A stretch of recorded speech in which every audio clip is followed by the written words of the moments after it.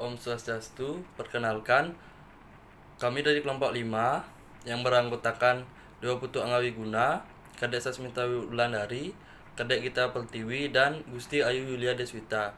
Di sini kami akan mempresentasikan tentang kelembagaan dan instrumen pasar modal.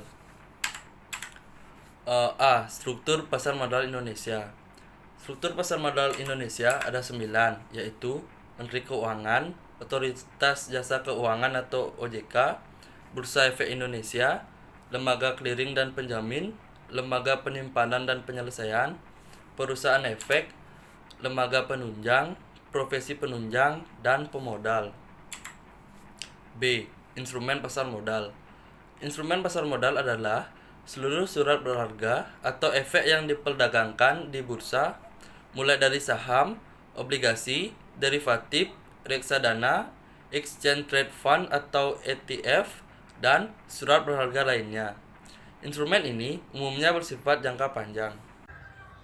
Om Swastiastu. Perkenalkan, nama saya Kadek Sasmita Wulandari, NPM 20203212121642. Baik, di sini saya akan melanjutkan presentasi dari Dewa Angga, yaitu jenis instrumen pasar modal. Yang pertama ada saham. Saham adalah tanda pernyataan modal seseorang atau pihak atau badan usaha dalam suatu perusahaan atau perseroan terbatas. Dengan penyertakan modal, maka pihak tersebut memiliki klaim atas pendapatan perusahaan, klaim atas aset perusahaan, dan berhak hadir dalam rapat umum pemegang saham atau RUPS. Yang kedua, ada obligasi atau surat utang. Instrumen pasar modal kedua adalah surat utang atau obligasi. Obligasi adalah salah satu efek yang tercatat di bursa. Obligasi biasanya diterbitkan oleh korporasi maupun negara. Obligasi dapat dikelompokkan sebagai efek bersifat utang di samping suku. Nah, yang ketiga ada reksadana. Instrumen pasar modal ketiga adalah reksadana. Produk reksadana adalah salah satu alternatif investasi bagi masyarakat pemodal, khususnya pemodal kecil dan pemodal yang tidak memiliki banyak waktu dan keahlian untuk menghitung risiko atas investasi mereka. Yang keempat ada Exchange Traded Fund atau ETF.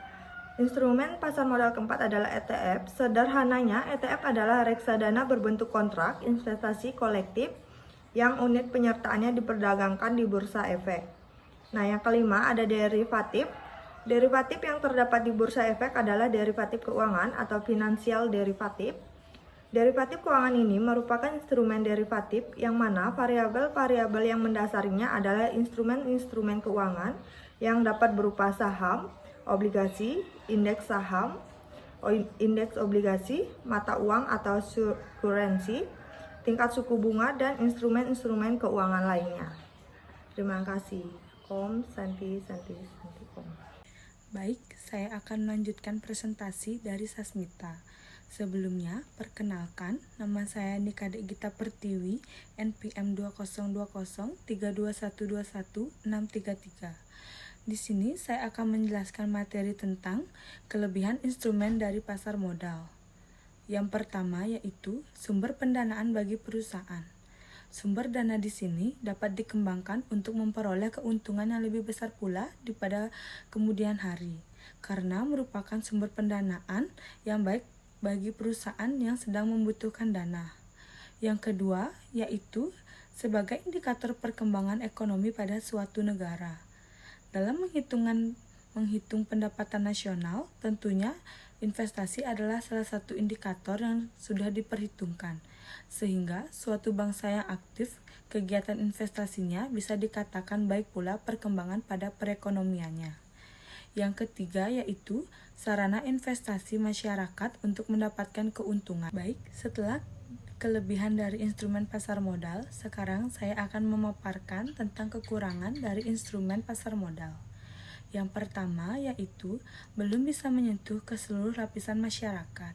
Masyarakat menengah ke bawah umumnya masih awam mengenai istilah, cara kerja, maupun prosedur untuk terlibat, sehingga perputaran uang yang terjadi cenderung hanya ada di masyarakat lapisan atas saja.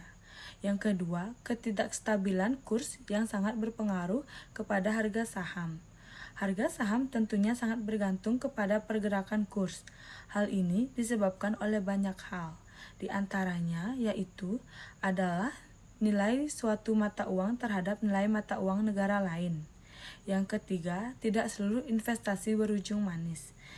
Berinvestasi di pasar modal merupakan hal yang penuh resiko, karena ada kalanya suatu investasi dapat menghasilkan keuntungan, bahkan menimbulkan capital gain atau menimbulkan kerugian karena ternyata usaha yang dilakukan tidak menghasilkan keuntungan sesuai dengan ekspektasi di awal.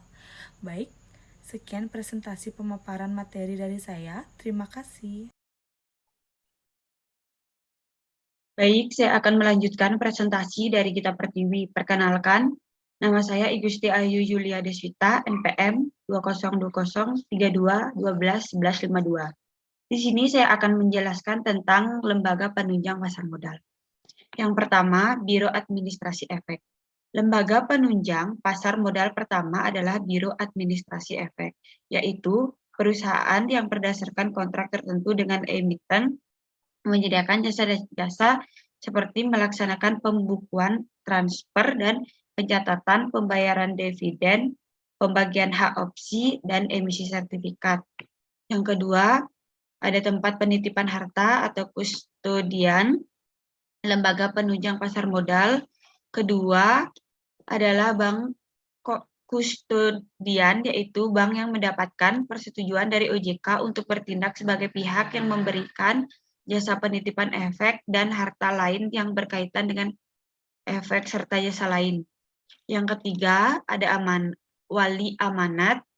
Lembaga penunjang pasar modal berikutnya adalah wali amanat, yaitu perusahaan yang dipercaya untuk mewakili kepentingan seluruh investor obligasi atau sekuritas kredit.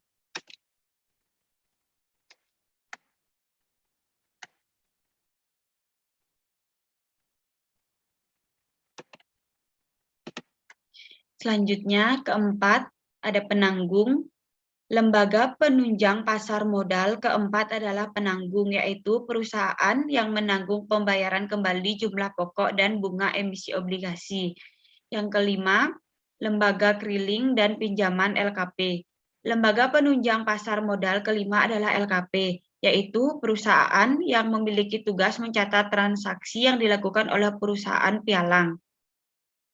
Yang keenam, lembaga penyelesaian dan penyimpanan atau LPP. Lembaga penunjang pasar modal selanjutnya adalah LPP, yaitu perusahaan yang memiliki tanggung jawab menyelesaikan semua transaksi yang sudah dicatat oleh LKP. Yang ketujuh, akuntan publik. Akuntan publik adalah pihak yang mempunyai wewenang untuk melakukan pemeriksaan atas keuangan emiten guna memberikan pendapat atas laporan keuangan yang dipublikasikan oleh emiten. Yang kedelapan, konsultan hukum. Konsultan hukum adalah pihak yang memberikan dan menandatangani pendapat hukum mengenai emisi efek yang dilakukan oleh emiten. Yang kesembilan, notaris. Notaris adalah pihak yang mempunyai wewenang untuk membuat akte autentik tentang perjanjian dan pernyataan yang dibuat oleh pelaku pasar modal, terutama emiten dalam rangka go publik. Yang ke-10, penilai. Penilai adalah pihak yang menerbitkan dan menandatangani laporan penilaian atas nilai aktiva yang dibuat berdasarkan pemeriksaan menurut keahlian dari penilai. 11. Ahli syariah pasar modal. Ahli syariah pasar modal adalah orang perseorangan yang memiliki pengetahuan dan pengalaman di bidang syariah. Ahli syariah pasar modal juga diartikan sebagai badan usaha yang pengurus dan pegawainya memiliki pengetahuan dan pengalaman di bidang syariah. Baik, sekian presentasi dari saya. Terima kasih.